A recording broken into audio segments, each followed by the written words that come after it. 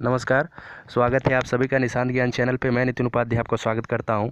आज मैं जो है आप लोगों के सामने उत्तर प्रदेश बीएड की प्रीवियस ईयर का पेपर जो है डिस्कस करने जा रहा हूं। उत्तर प्रदेश बीएड का एग्ज़ाम जो है कोरोना वैश्विक महामारी को लेकर के कुछ महीने टल गया है, लेकिन ऐसा नहीं है कि एग्ज़ाम नहीं होगा। एग्ज़ाम तो निश्चित होगा, ठीक है। तो लॉकडाउन हटने के बाद जो है एग्ज़ाम होने वाला है। तो उत्तर प्रदेश बीएड परीक्षा की अगर आप तैयारी कर रहे हैं तो प्रीवियस ईयर का पेपर आपको देखना पड़ेगा, किस तरीके से प्रीवियस ईयर का पेपर आता है, ठीक है। तो उत्तर प्रदेश के प्रीवियस ईयर के पेपर को देखते हुए हम अपनी तैयारी को नई दिशा देंगे।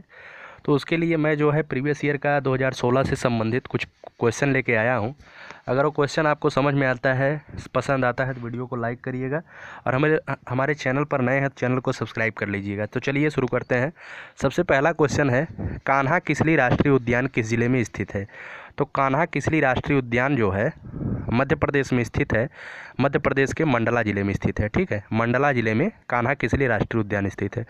अगले क्वेश्चन की चर्चा करते हैं। अगला क्वेश्चन है, ऐतिहासिक नगर उज्जैन किस नदी के किनारे स्थित है। तो उज्जैन जो है, उज्जैन भी मध्य प्रदेश में ही पड़ता है, और यहाँ पर जो है कुंभ मेला का आयोजन भी होता है, और यह जो है क्षिप्रा नदी के किनारे स्थित है। ऑप्शन नंबर सी सही है। किस नदी के किनारे स्थित है? क्षिप्रा नदी के किनारे। अगले क्वेश्चन की चर्चा करते हैं। अगला क्वेश्चन है, लाल रक्त का रंग जो है लाल क्यों होता है। चार ऑप्शन दिए गए हैं, प्लेटलेट के कारण, श्वेत रक्त कणिका के कारण, ऑक्सीजन के कारण, हीमोग्लोबिन के कारण।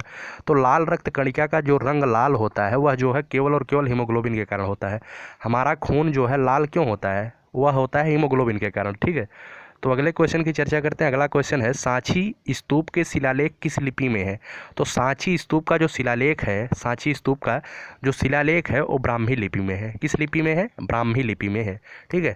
अगले क्वेश्चन की चर्चा करते हैं। भारत ने राजस्थान में जिस स्थान पर अपना न्यूक्लियर परीक्षण किया था, अपना न्यूक्लियर परीक्षण किया था, वह स्थान क्या था। देखिए, अटल बिहारी वाजपेयी जी के शासनकाल में राजस्थान में न्यूक्लियर परीक्षण हुआ था। वह हुआ था, कहाँ हुआ था? तो पोखरण में, राजस्थान के पोखरण में न्यूक्लियर परीक्षण हुआ था। कहाँ हुआ था? पोखरण में। ऑप्शन नंबर सी सही है। अगले क्वेश्चन की चर्चा करते हैं। अगला क्वेश्चन है, निम्नलिखित में से किसके द्वारा प्रकाश का रंग निर्धारित होता है। तो प्रकाश का रंग जो निर्धारित होता है, ऑप्शन नंबर ए है इसके आयाम पर, बी है इसके तरंगदैर्ध्य पर। इसी तरीके के चार ऑप्शन दिए गए हैं, लेकिन इसका जो राइट आंसर है फ्रेंड्स वो है ऑप्शन नंबर बी, इसके तरंगदैर्ध्य पर निर्भर होता है। प्रकाश का रंग जो हमें दिखाई देता है वह उसके तरंगदैर्ध्य पर ही निर्धारित होता है। जिस तरीके का तरंगदैर्ध्य होता है उसी तरीके से उसका प्रकाश इधर उधर होगा, ठीक है ना, प्रकाश का रंग चेंज होगा। अगले क्वेश्चन की चर्चा करते हैं। अगला क्वेश्चन है, प्रोटीन के पाचन में सहायक एंजाइम कौन सा है। तो ऑप्शन नंबर ए है यूरिएज, बी है सल्फेटेज। इसी तरीके के ऑप्शन दिए गए हैं। ऑप्शन नंबर डी सही होगा इसका। तो ऑप्शन नंबर डी सही है। ऑप्शन नंबर डी होगा प्रोटीएज। कौन सा है? प्रोटीएज। अगले क्वेश्चन की चर्चा करते हैं। बेलूर मठ किस संस्था का मुख्यालय था। तो बेलूर मठ जो है रामकृष्ण मिशन का मुख्यालय था। किसका मुख्यालय था? रामकृष्ण मिशन का। रामकृष्ण मिशन की स्थापना किसने की थी। तो रामकृष्ण मिशन की स्थापना जो है 1897 में स्वामी विवेकानंद जी के द्वारा किया गया था, ठीक है। तो अगले क्वेश्चन की चर्चा करते हैं। अखिल भारतीय कालिदास समारोह का आयोजन कहाँ होता है। तो अखिल भारतीय कालिदास समारोह का आयोजन जो है मध्य प्रदेश में होता है। कहाँ होता है? मध्य प्रदेश में। कालिदास समारोह का आयोजन मध्य प्रदेश में, इसे याद रखिएगा, इंपॉर्टेंट क्वेश्चन है, लगभग कॉम्पिटिटिव एग्जामों में पूछे जाते हैं। अगला है, सार्वजनिक और निजी क्षेत्रक किस आधार पर विभाजित हैं। तो सार्वजनिक और निजी क्षेत्रक जो है उद्यमों के स्वामित्व पर विभाजित है। ऑप्शन नंबर सी सही होगा। अगले क्वेश्चन की चर्चा करते हैं। किस जाट नेता ने अकबर की कब्र को लूटा था। तो ऑप्शन नंबर ए है राजाराम, बी है चूड़ामन। इसी तरीके के ऑप्शन दिए गए हैं। तो राजाराम एक जाट नेता था जिसने जो है अकबर के कब्र को लूट लिया था, ठीक है। तो अगले क्वेश्चन है, आलू का प्रमुख रोग झुलसा निम्न में से किसके कारण होता है। तो आलू का जो प्रमुख रोग होता है झुलसा, वो जो है फफूंद के कारण होता है। किसके कारण होता है? फफूंद के कारण होता है, ठीक है। आलू की पत्तियां जो है झुलस जाती हैं, जब पाला ज़्यादा पड़ता है तो आलू की पत्तियां झुलस जाती हैं, उसे झुलसा रोग कहते हैं। अगले क्वेश्चन की तरफ बढ़ते हैं। बढ़ने से पहले अगर आपको बता दें, आप चैनल पर नए हैं तो चैनल को सब्सक्राइब कर लीजिएगा, और वीडियो पसंद आए तो वीडियो को लाइक कर दीजिएगा, ठीक है। तो 13वां क्वेश्चन है, भारत में आधुनिक प्रेस की स्थापना विलियम बोल्ट्स के द्वारा कब की गई थी। तो अब भारत में आधुनिक प्रेस की स्थापना जो है विलियम बोल्ट्स के द्वारा 1766 में की गई थी। कब की गई थी? 1766 में की गई थी। 14वां क्वेश्चन है, कितनी बार पंडित जवाहरलाल नेहरू भारतीय राष्ट्रीय कांग्रेस के अध्यक्ष बनते हैं? भारतीय राष्ट्रीय कांग्रेस के अध्यक्ष कितनी बार जवाहरलाल नेहरू जी बनते हैं? तो ऑप्शन नंबर बी सही है, 3 बार भारतीय राष्ट्रीय कांग्रेस के वो अध्यक्ष बनते हैं। अगला क्वेश्चन की चर्चा करते हैं, देश की सबसे बड़ी सहकारी आनंद डेयरी कहाँ स्थित है? तो आनंद डेयरी फार्म जो है वो जो है गुजरात में स्थित है। कहाँ स्थित है? गुजरात में स्थित है। ठीक है, अगले क्वेश्चन की चर्चा करते हैं। अगला क्वेश्चन है, पहले न्यूक्लियर रिएक्टर के निर्माण का श्रेय किसको जाता है? तो पहले न्यूक्लियर रिएक्टर के निर्माण का श्रेय जो है फर्मी महोदय को जाता है। किसे जाता है? फर्मी महोदय को। ऑप्शन नंबर बी सही है। अगले क्वेश्चन की चर्चा करते हैं, निम्नलिखित में से कौन सी एक व्यापारिक फसल है? ऐसा फसल जिससे जो है व्यापार होता है। तो भारत की एक फसल है जो है कपास। सूत का व्यवसाय होता है जिससे कपड़े उपड़े बनते हैं। ठीक है, तो व्यापारिक फसल कौन सी है? कपास है। ठीक है, अगले क्वेश्चन की चर्चा करते हैं। अगला क्वेश्चन है, रविंद्रनाथ टैगोर द्वारा लिखित कहानी का क्या नाम है? तो रविंद्रनाथ टैगोर जी के द्वारा जो कहानी लिखी गई है उसका नाम है काबुलीवाला। क्या नाम है? काबुलीवाला। ऑप्शन नंबर डी सही है। अगले क्वेश्चन की चर्चा करते हैं, सिंधु घाटी सभ्यता का सबसे महत्वपूर्ण लक्षण क्या था? तो सिंधु घाटी सभ्यता का सबसे महत्वपूर्ण लक्षण था कि उसके जो मकान बने हुए थे वो दग्ध ईंटों के बने हुए थे। किसके बने हुए थे? दग्ध ईंटों के। ठीक है, अच्छे अच्छे मतलब पके ईंटों के बने हुए थे। अगले क्वेश्चन की चर्चा करते हैं, बुद्ध के उपदेश का संबंध मुख्य रूप से था। तो ऑप्शन नंबर ए एक है, एक ही भगवान में भरोसा, रस्मों का पालन, विचार और आचार की शुद्धता, आदर्श पूजा। तो जो इसका राइट आंसर है वो है ऑप्शन नंबर सी, विचार और आचार की शुद्धता ही बुद्ध के उपदेश के संबंध का मुख्य रूप से, मतलब कि बुद्ध का मुख्य रूप से उपदेश था विचार और आचार की शुद्धता। ठीक है, 21वें क्वेश्चन की चर्चा करते हैं, महावीर स्वामी का प्रथम शिष्य कौन था? तो महावीर स्वामी जो है जैन धर्म के 24वें तीर्थंकर थे। जैन धर्म के 24वें तीर्थंकर थे और इनका जो प्रथम शिष्य था उसका नाम था जमाली। क्या नाम था? जमाली। ठीक है, अगले क्वेश्चन की चर्चा करते हैं, इनमें से एक संगीतमय माना जाता है। कौन सा वेद? देखिए 4 वेद होते हैं। 4 वेद होते हैं, ऋग्वेद, यजुर्वेद, अथर्ववेद और सामवेद। तो इसमें से जो संगीतमय होता है वो होता है सामवेद। ऑप्शन नंबर डी सही है, सामवेद मतलब कि सामवेद के श्लोकों को गायन के रूप में गाया जाता है। ठीक है, अगले क्वेश्चन पर आते हैं, 23वें क्वेश्चन पर। उससे पहले आपको बता दूं, अगर आप चैनल पर नए हैं तो चैनल को सब्सक्राइब कर लीजिएगा। 23वें क्वेश्चन की बात करते हैं, टोंगुप दर्रा भारत को किस देश के साथ जोड़ने वाला पर्वतीय मार्ग है? तो जो टोंगुप दर्रा है वो भारत को जो है म्यांमार के साथ जोड़ता है। किसके साथ जोड़ता है? म्यांमार के साथ। ऑप्शन नंबर डी सही है, टोंगुप दर्रा भारत को म्यांमार के साथ जोड़ता है। अगला क्वेश्चन है, नागार्जुन सागर परियोजना किस नदी पर है? तो नागार्जुन सागर परियोजना जो है कृष्णा नदी पर है। ऑप्शन नंबर ए सही है। ठीक है, अगला क्वेश्चन है, नाइटिंगेल ऑफ इंडिया के नाम से किसे पुकारा जाता है? तो नाइटिंगेल ऑफ इंडिया के नाम से पुकारा जाता है सरोजनी नायडू को। ऑप्शन नंबर सी सही है। सरोजनी नायडू के संबंध में एक बात बताऊं, भारत देश की प्रथम महिला राज्यपाल थी और उत्तर प्रदेश की प्रथम राज्यपाल यही थी, सरोजनी नायडू जी। अगला है, लीरा किस देश की मुद्रा है? तो लीरा जो है किस देश की मुद्रा है? तो ऑप्शन नंबर सी सही है, इटली की मुद्रा है लीरा। ठीक है, इटली की मुद्रा को लीरा कहते हैं। अगला है, चंद्रमा पर पैर रखने वाले प्रथम यात्री कौन थे? तो चंद्रमा पर पैर रखने वाले प्रथम यात्री नील आर्मस्ट्रांग थे। कौन थे? Neil Armstrong. अगला है, सरकारिया आयोग का गठन किया गया था। सरकारिया आयोग का गठन क्यों किया गया था? तो ऑप्शन नंबर ए है पंजाब समस्या के समाधान के लिए, बी है केंद्र राज्य के संबंधों की जांच के लिए। इसी तरीके के ऑप्शन दिए गए हैं, तो जो इसका राइट आंसर है वो है ऑप्शन नंबर बी, केंद्र राज्य के संबंधों की जांच के लिए जो है सरकारिया आयोग का गठन किया गया था। अगला है, राजा राम मोहन राय का संबंध किससे है? तो राजा राम मोहन राय का संबंध जो है सती निषेध से है। ठीक है, 1828 ईस्वी में सती प्रथा का अंत हुआ और उस समय जो है लॉर्ड विलियम बेंटिंग भारत के गवर्नर जनरल थे। ठीक है, अगले क्वेश्चन पर आते हैं। अगला क्वेश्चन है, फ्रांसीसी ईस्ट इंडिया कंपनी के निर्माण किसके शासनकाल में हुआ था? तो फ्रांस में जो है उस समय लुई 14वां शासन कर रहा था। उस समय जो है फ्रांसीसी ईस्ट इंडिया कंपनी की स्थापना हुई थी। कौन शासन कर रहा था? लुई 14वां।